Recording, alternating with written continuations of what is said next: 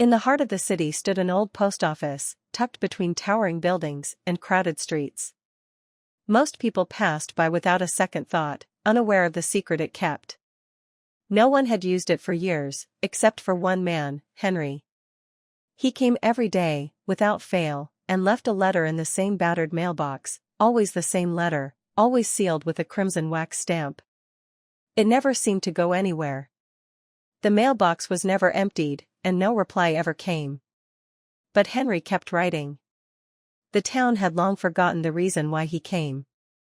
It had been decades since he first stepped inside, a young man with a heart full of hope and a handful of promises.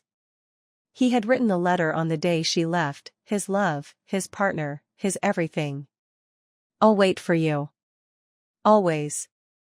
Come back to me." But she never did. Every year, Henry wrote the same thing, the same words, the same hope. And each year, the mailbox remained empty. One evening, Henry sat alone in his apartment, the weight of years pressing down on him. He was tired of waiting, tired of writing, tired of the endless cycle. But he couldn't stop. He couldn't let go.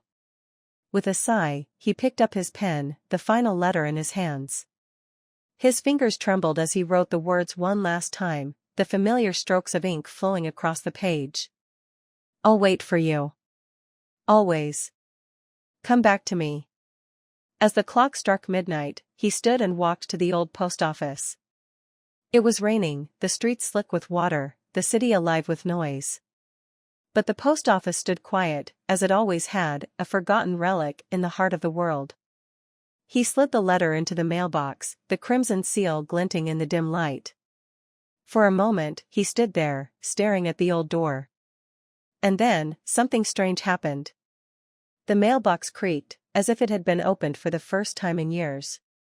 Henry's breath caught in his throat. He turned, but no one was there. The door remained shut. With a mixture of dread and hope, he reached out to touch the mailbox, and when his fingers brushed the cold metal, something extraordinary happened. A letter appeared. It was addressed to him. His heart raced as he opened it, hands shaking. The paper was yellowed, old, worn, but the words were clear. "I've always been waiting for you, too. Come find me." The world around him spun, his legs unsteady. He read the letter again, and again. He knew the handwriting. It was hers. And then, for the first time in decades, the post office door creaked open, inviting him inside.